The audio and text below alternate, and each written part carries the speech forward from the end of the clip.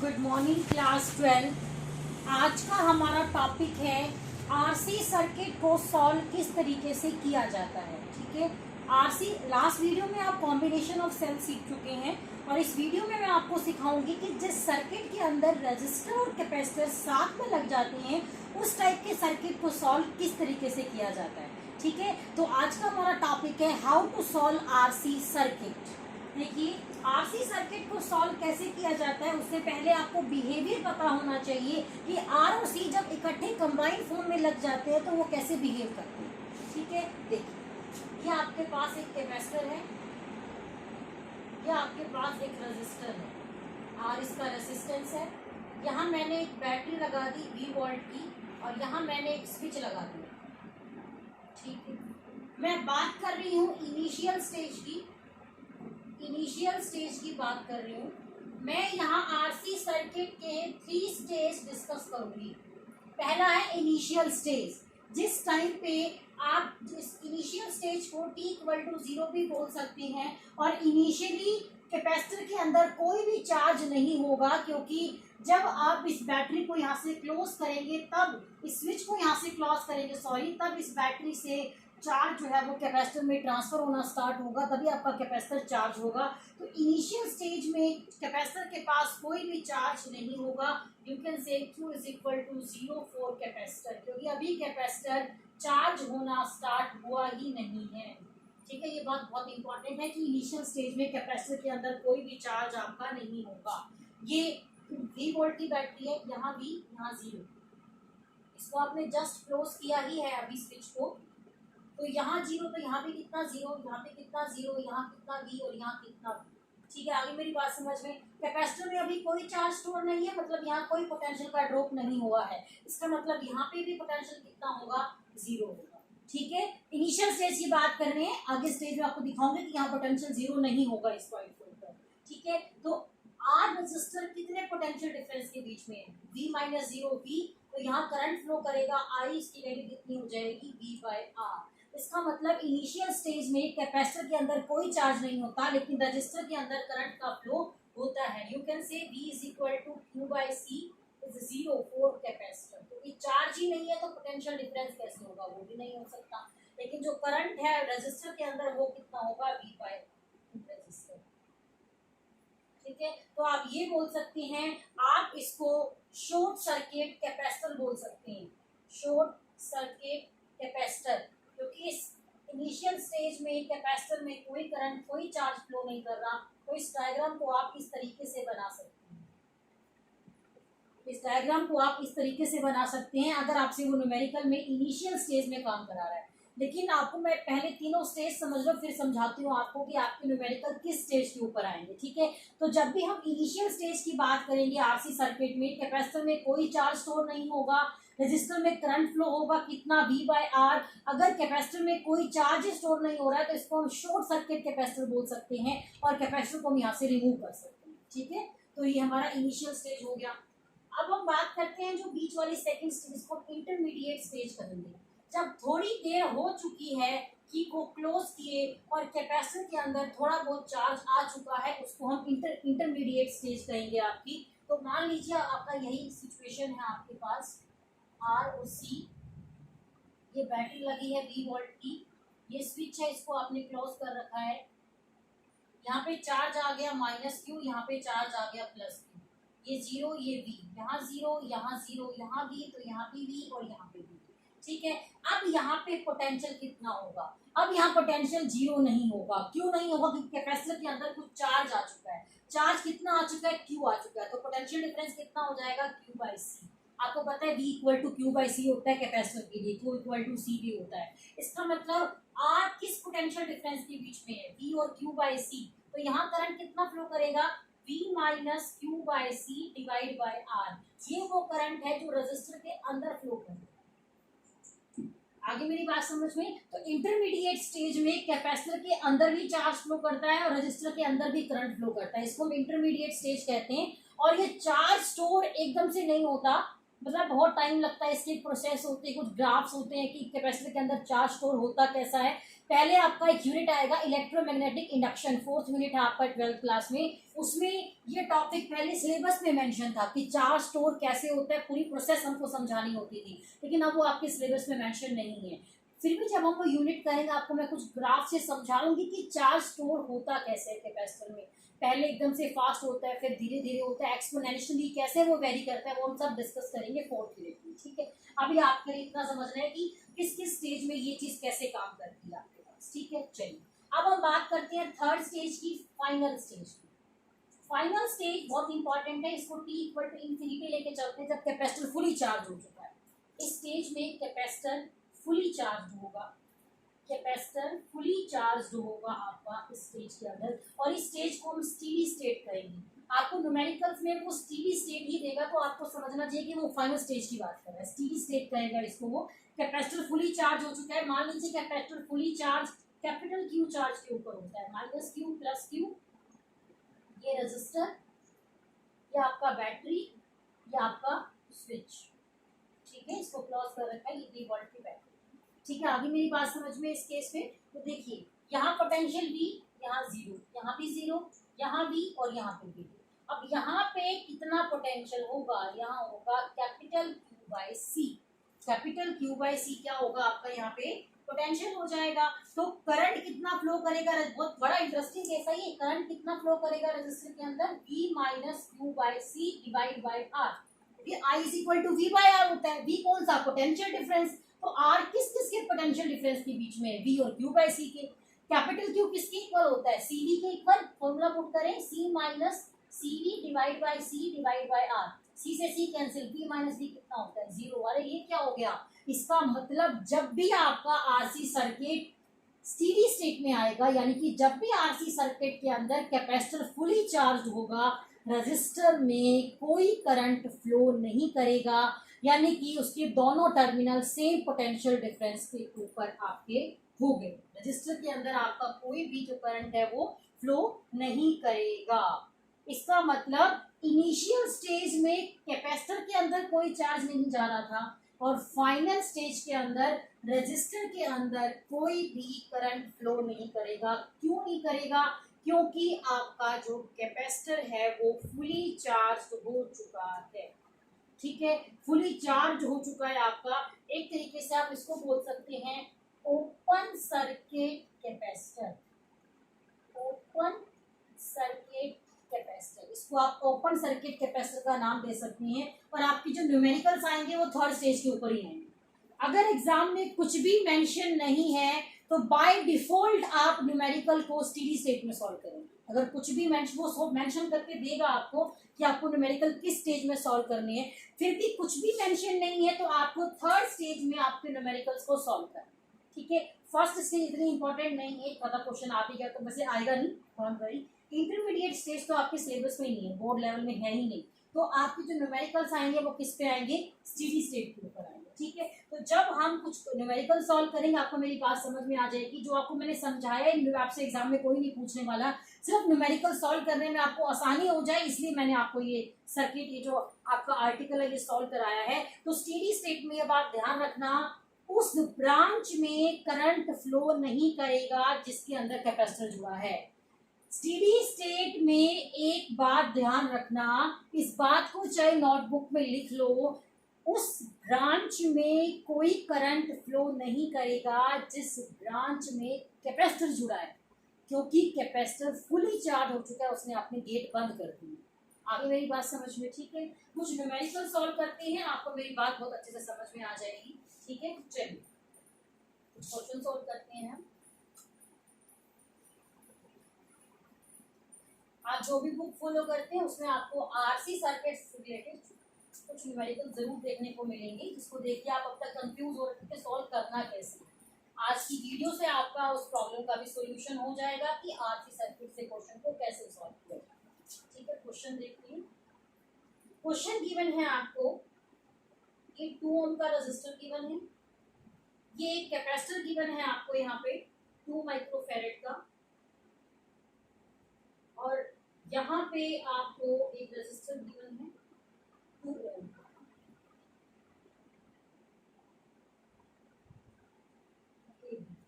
ठीक है। आगे मेरी बात समझ में चलिए। क्या कह रहे हैं, find R equivalent T equal to 0 के ऊपर निकाल दो और टी इक्वल टू इंफिनिटी पे निकाल दो, यानी कि स्टेडी स्टेट पे निकाल दो। ये उसने आपसे पूछा है कि मुझे इन 2 स्टेजेस में क्वेश्चन जो है वो सॉल्व करके दिखाएं, ठीक है। आपको पता है कि t इक्वल टू 0 के अंदर आपका जो कैपेसिटर होता है उसके अंदर कोई भी चार्ज नहीं होता है, कोई भी चार्ज नहीं स्टोर होता, तो यहाँ से हम कैपेसिटर को रिमूव कर सकते हैं। मैंने आपको समझाया भी था कि यहाँ पे हम कैपेसिटर को रिमूव कर सकते हैं क्योंकि उसके अंदर कोई चार्ज नहीं है। तो 2 और 2 1 by r equivalent will be equal to 1 by 2 plus 1 by 2 2 LCM 1 plus 1 2 कितना आ गया 1। r equivalent कितना आ गया आपके पास 1 पॉइंट। ये तो t इक्वल टू 0 के ऊपर आ गया क्योंकि t इक्वल टू 0 के ऊपर कैपेसिटर में कोई चार्ज ही नहीं होता, आप उसको हटा सकते हैं, ठीक है। चलिए अब हम बात करते हैं steady state. t equal to infinity के अंदर आपका कैपेसिटर फुली चार्ज होता है, फुली चार्ज होता है। तो आपको मैंने बताया था स्टेडी स्टेट में उस ब्रांच में कोई करंट फ्लो नहीं करता जिस ब्रांच में कैपेसिटर जुड़ा है। तो ये 2 ब्रांच है, यहाँ पे और यहाँ पे 2 ब्रांच है आपके पास। तो किस ब्रांच में कैपेसिटर है, ऊपर वाली ब्रांच में कैपेसिटर है, इसका मतलब इस ब्रांच में कोई करंट फ्लो नहीं करेगा। अगर इस ब्रांच में कोई करंट फ्लो नहीं कर रहा, इसका मतलब आपका आर इक्विवेलेंट कितना हो गया 2। सिंपल सी बात। ऊपर वाली ब्रांच में कोई करंट ही फ्लो नहीं करेगा जब आपकी स्टेडी स्टेट आ जाएगी, ठीक है। काफी इजी क्वेश्चन था ये वाला। थोड़ा सा क्वेश्चन को कॉम्प्लेक्स करते हैं। जैसे जैसे हम क्वेश्चन की तरफ आगे बढ़ेंगे आपको थोड़ी सी क्वेश्चन कॉम्प्लेक्स होते हुए दिखाई देंगे, ठीक है। चलिए अब हम सारे क्वेश्चन स्टेडी स्टेट में सॉल्व करेंगे क्योंकि न्यूमेरिक एग्जाम में वही आने वाले हैं आपके स्टेडी स्टेट वाले क्वेश्चंस, ठीक है। चलिए ये 2 ओम ये कैपेसिटर, ये बात अपने दिमाग में बिठा लो, स्टेडी स्टेट में उस ब्रांच में करंट फ्लो नहीं करेगा जिस ब्रांच में कैपेसिटर जुड़ा है। क्यों नहीं करेगा, क्योंकि कैपेसिटर फुली चार्ज है। चलिए ये गिवन आपको कह रहे हैं स्टेडी स्टेट में गिवन है, ना भी गिवन हो आपको क्वेश्चन स्टेडी स्टेट में सॉल्व करना, ठीक है। Find the charge store in 2 microfarad. Find charge store, यानी एक तरीके से पूछ रहा है कि मैक्सिमम चार्ज कितना स्टोर हो सकता है 2 माइक्रोफैराड में, क्योंकि स्टेडी स्टेट में तो मैक्सिमम चार्ज स्टोर होता है आपके पास, ठीक है। इसको हम सॉल्व करते हैं। स्टेडी स्टेट में उस ब्रांच में करंट फ्लो नहीं करता जिस ब्रांच के अंदर कैपेसिटर जुड़ा है, इसका मतलब इस ब्रांच में कोई करंट फ्लो नहीं करेगा। इस 6 ओम का रेजिस्टर ये 12 वोल्ट, कितना करंट जाएगा जी 2 एम्पीयर। कितना करंट जाएगा 2 एम्पीयर, क्योंकि आपको पता है is equal to V by R होता है। तो 2 एम्पीयर आपका इसके अंदर क्या चला गया, करंट चला गया आपके पास, ठीक है। इसने पूछा है charge store in capacitor, Q equal to CV होता है, Q इक्वल टू CV होता है, चार्ज स्टोर निकालना है। C कितना गिवन है 2 माइक्रोफैराड गिवन है। अगर मुझे ये पता चल जाए कि 2 माइक्रोफैराड का पोटेंशियल डिफरेंस कितना है तो मैं इसको आसानी से सॉल्व कर सकती हूँ। अब मेरी बात ध्यान से सुनना, यहाँ 12 यहाँ 0, यहाँ भी 0 यहाँ भी 0, यहाँ 12 यहाँ 12, यहाँ 0 यहाँ 12, बिल्कुल ठीक कह रही हूँ मैं। क्या स्टेडी स्टेट में रेजिस्टर में कोई करंट फ्लो करता है, नहीं करता। इसका मतलब यहाँ पे कितना डिफरेंस होगा 0 होगा। इसका मतलब 2 माइक्रोफैराड कितने पोटेंशियल डिफरेंस के बीच में है 12 और 0 यानी कि 12, तो 12 मल्टीप्लाई 2 कितना आ गया 24 माइक्रोकूलम। ये चार्ज आपका कैपेसिटर के अंदर क्या हो जाएगा, स्टोर हो जाएगा। आगे मेरी बात समझ में, मैं फिर कह रही हूँ स्टेडी स्टेट में उस ब्रांच में करंट फ्लो नहीं करेगा जिस ब्रांच में कैपेसिटर जुड़ा है। आगे मेरी बात समझ में, ठीक है। चलिए थोड़ा सा क्वेश्चन को और कॉम्प्लेक्स करते हुए चलते हैं, थोड़ा सा क्वेश्चन को और कॉम्प्लेक्स करते हैं हम। आप प्रैक्टिस कीजिए, आपको बात समझ में आएगी मैं क्या कह रही हूँ आपको। नेक्स्ट क्वेश्चन सॉल्व करते हैं। ये क्वेश्चन गिवन है आपको 6 वोल्ट की combination of cell and RC circuit combine form में करा रही हूँ मैं आपको ये क्वेश्चन। ये 1 ओम गिवन है, ये आपको 6 वोल्ट गिवन है, ये 5 सॉरी यहाँ कैपेसिटर लगा है, यहाँ कैपेसिटर लगा है 5 माइक्रोफैराड का, नीचे एक बैटरी और लगी है 12 वोल्ट की, यहाँ लगा है 2 वोल्ट। ये क्वेश्चन गिवन है आपको और कह रहे हैं find potential difference across capacitor. Find V across capacitor and charge stored in it. Capacitor के अंदर कितना चार्ज स्टोर हो रहा है वो निकालना है और V निकालना है कैपेसिटर के अक्रॉस। V तो निकालना ही पड़ेगा चाहे वो कहे और चाहे ना कहे, क्योंकि charge store Q equal to CV होता है आपके पास, ठीक है। चलिए स्टेडी स्टेट में उस ब्रांच में करंट फ्लो नहीं करता जिस ब्रांच में कैपेसिटर जुड़ा है। इसका मतलब इस ब्रांच में कोई करंट फ्लो नहीं करता। ठीक, चलिए ये देखिए नेगेटिव से नेगेटिव जुड़ा है। लास्ट वीडियो में बताया था, यानी कि एक साल की पोलैरिटी बदली हुई है, तो ज्यादा ना छोटे को माइनस कर देंगे। 12 माइनस 6, आपको अगर आई निकालना है, I is equal to V by R होता है। वी कितना है 12 माइनस 6, और आर कितना है 2 और 1 कैसे है सीरीज में, तो कितना हो जाएगा 3। तो ये 6/3 कितना आ गया 2 एम्पियर। यानी कि इस सर्किट में आपका करंट चल रहा है कितना 2 एम्पियर आपका करंट चल रहा है। आगे मेरी बात समझ में क्या कह रही हूँ मैं, ठीक है। चलिए इसको सॉल्व करते हैं हम। यहाँ पे मेरी बात ध्यान से सुनना, मैं क्या कहना चाह रही हूँ आपको। ये 6 वोल्ट की बैटरी है, अगर आपको चार्ज स्टोर निकालना है किसमें, कैपेसिटर में, तो Q is equal to C V होता है। सी कितना है 5 माइक्रोफैरड। अगर मुझे V पता चल जाए तो मैं Q निकाल सकती हूँ। V कैसे निकलेगा, ये 6 वोल्ट की बैटरी है, यानी कि यहाँ 0 और यहाँ 6, तो मुझे कैपेसिटर के एक टर्मिनल का वोल्टेज पता चल गया कि इस तरफ 6 है।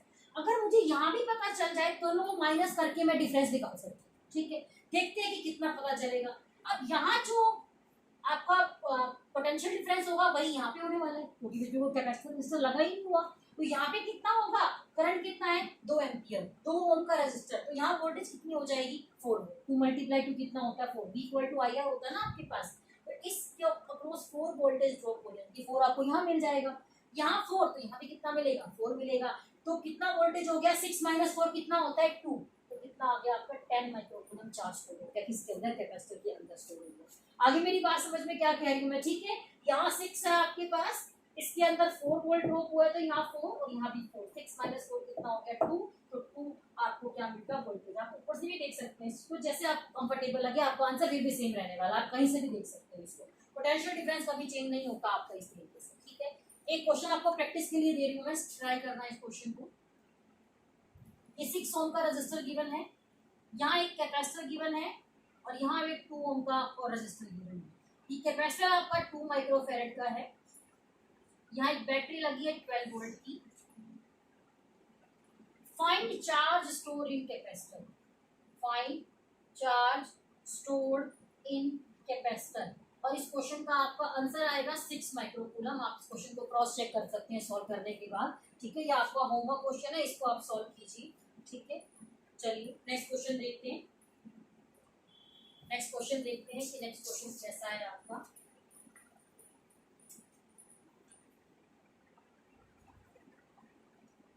नेक्स्ट क्वेश्चन देखिए, नेक्स्ट क्वेश्चन में भी वो आपसे स्टेडी स्टेट में चार्ज की स्टोरेज पूछ रहा है कि चार्ज किस तरीके से आपका स्टोर होगा स्टेडी स्टेट में कैपेसिटर के अंदर, जो अब तक हम सॉल्व कर रहे थे वही बात पूछ रहा है वो आपसे, ठीक है। ये क्वेश्चन गिवन है आपको, ये 2 ओम गिवन है, यहाँ भी 2 ओम गिवन है, यहाँ एक कैपेसिटर गिवन है 2 माइक्रोफैरड का, यहाँ पे एक रजिस्टर लगा हुआ है 1 ओम का, और यहाँ एक बैटरी लगी हुई है 12 वोल्ट। फाइंड चार्ज, यहाँ पे एक कैपेसिटर, यहाँ पे एक रजिस्टर लगा हुआ है, सॉरी 3 ओम का। Find charge stored in capacitor, charge stored in capacitor. Steady state में उस ब्रांच में करंट फ्लो नहीं करता जिस ब्रांच में कैपेसिटर है, यानी कि इस ब्रांच में कोई करंट फ्लो नहीं करता। 1 2 3 तीनों कैसे हैं, सीरीज में है, 3 + 2 5 और 1 कितना हो गया 6, आर कितना हो गया 6 ओम, वी कितना गिवन है 12 volt, I is equal to V by R होता है, तो 12/6 कितना आ गया 2 एम्पियर। यानी कि इस सर्किट में 1 में 2 में 3 में तीनों में कितना करंट जा रहा है 2 एम्पियर करंट जा रहा है, ठीक है। चलिए देखते हैं एक बार हम इस चीज को, हमें वोल्टेज देखने कितनी वोल्टेज हमारी जो है वो ड्रॉप होने वाली है। आपके पास 2 एम्पियर करंट जो है वो हमारा चल रहा है इस क्वेश्चन के अंदर, ठीक है। चलिए देखते हैं एक बार कितना आपका वोल्टेज जो है वो जाएगा इस क्वेश्चन के अंदर। चलिए Q इज इक्वल टू सी भी होता है, सी कितना है 2 माइक्रोफैरड। अगर मुझे वोल्टेज पता चल जाए कि कैपेसिटर के अक्रॉस वोल्टेज जो है वो कितनी ड्रॉप हो रही है, तो इस क्वेश्चन को हम बहुत आसानी से जो है वो सॉल्व आउट कर सकते हैं हम अपना इस क्वेश्चन को, ठीक है। देखते हैं आई कितना है 2 एम्पियर, तो यहाँ करंट चल रहा है 2 एम्पियर, यहाँ करंट चल रहा है 2 एम्पियर, यहाँ भी करंट कितना जा रहा है आपके पास 2 एम्पियर, ठीक है। करंट कितना जा रहा है आपके पास 2 एम्पियर करंट जा रहा है। यहाँ वोल्टेज कितनी होगी 2 × 1 2, यहाँ पे 2 तो यहाँ भी 2, क्यों, क्योंकि रजिस्टर में करंट फ्लो नहीं हो रहा है आपका, ठीक है।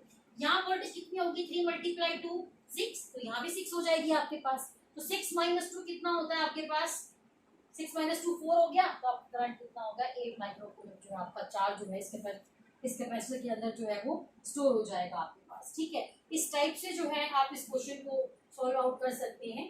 ठीक है, चलिए नेक्स्ट क्वेश्चन देखिए, आपको प्रैक्टिस के लिए क्वेश्चन दे रही हूँ मैं, इस क्वेश्चन को ध्यान से देखना आप।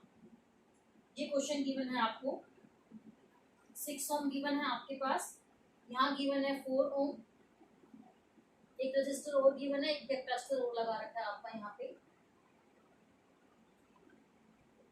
ये 4 ओम, ये 3 ओम, ये गिवन है आपको यहाँ पे। 20 वोल्ट की बैटरी लगा रखी है, ऊपर वाला रजिस्टर 1 ओम का गिवन है, ये आपको 2 माइक्रोफैराड का गिवन है। वही find charge store in capacitor, इसका आंसर आएगा 16 माइक्रोकूलम। क्वेश्चन को सॉल्व आउट करके आप इसको क्रॉस चेक करना, डेफिनेटली जो है आप इस क्वेश्चन को बहुत इजीली सॉल्व आउट कर पाएंगे। ठीक है, आगे मेरी बात समझ में? ठीक है, आप इस क्वेश्चन में ऊपर से भी देख सकते हैं, कोई प्रॉब्लम नहीं है, फिर भी आपका 4 वोल्ट ही ड्रॉप होने वाला है, क्योंकि आपको पता है ये वाला जो सर्किट है इसके साथ कैसे कनेक्टेड है, पैरेलल में। तो पैरेलल में क्या सेम होता है, पैरेलल में वोल्टेज सेम होती है, 2 मल्टीप्लाई टू कितना होगा 4, अगर 4 यहाँ है तो 4 आपको यहाँ मिलने वाला है, कोई दिक्कत वाली बात नहीं है, तो कनेक्शन पैरेलल ही ना आपका। ठीक है, तो इस लास्ट वाले क्वेश्चन को आप ट्राई करना, एक क्वेश्चन मैं आपको और करा देती हूँ बस, उसके बाद फिर आप अपनी बुक से प्रैक्टिस करना क्वेश्चंस की। ठीक है, एक क्वेश्चन मैं आपको और सॉल्व करा देती हूँ, एक लास्ट क्वेश्चन है, फिर आप न्यूमेरिकल्स की प्रैक्टिस करना, डेफिनेटली आप सॉल्व कर पाएंगे। ठीक है, क्वेश्चन का अरेंजमेंट देख लीजिए, ये 3 ओम गिवन है आपको, ये 3 ओम गिवन है आपको, ये भी 3 ओम गिवन है आपको, यहाँ एक कैपेसिटर गिवन है 3 माइक्रोफैरेड का, और यहाँ भी एक रजिस्टर गिवन है 3 ओम का, यहाँ भी एक रजिस्टर गिवन है 3 ओम का, यहाँ एक बैटरी गिवन है 15 वोल्ट की। ठीक है, कह रहे हैं find potential difference across capacitor, चाहे चार्ज पूछ ले कोई फर्क नहीं है, Q इक्वल टू CV होता है। Find potential difference across capacitor,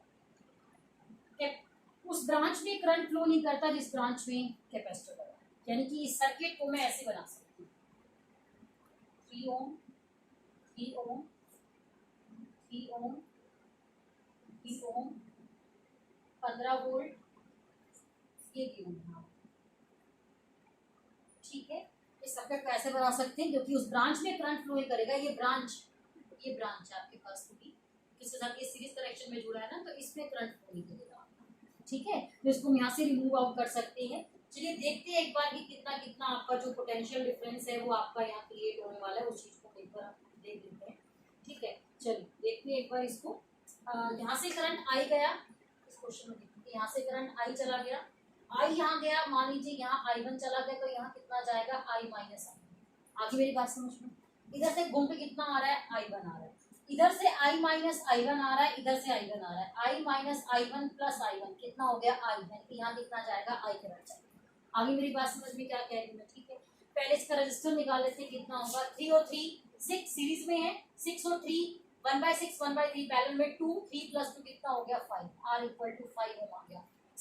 ठीक है, ये 3 और 3 सीरीज में है 6, इसके साथ पैरेलल में 2 3 प्लस 2 फिर सीरीज में, R कितना आ गया 5, V कितना गिवन है 15, तो I कितना हो जाएगा 3, I आपके पास हो गया कितना 3 एम्पियर हो गया आपके पास। इस सर्किट को मैं ऐसे बना सकती हूँ, ये 3 और 3 6 था मेरे पास, इस सर्किट को मैं ऐसे बना देती हूँ 6 I1।